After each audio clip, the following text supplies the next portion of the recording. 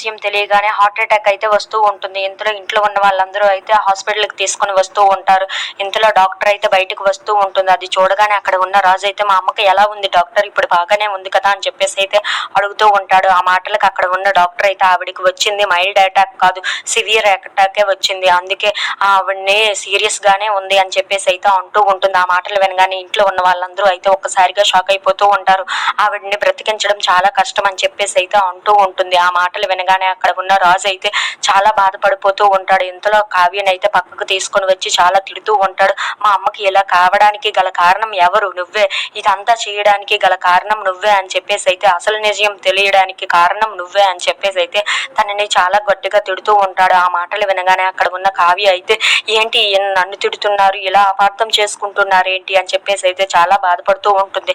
ఇంతలో అక్కడ ఉన్న రాజు అయితే మా అమ్మకు కానీ ఏమైనా జరగాలి, నేను ఈ జీవితంలో నిన్ను క్షమించలేను కావ్య అని చెప్పేసి అయితే చాలా తిడుతూ ఉంటాడు. ఆ మాటలు విన్న కావ్య అయితే చాలా బాధపడుతూ అయితే ఉంటుంది.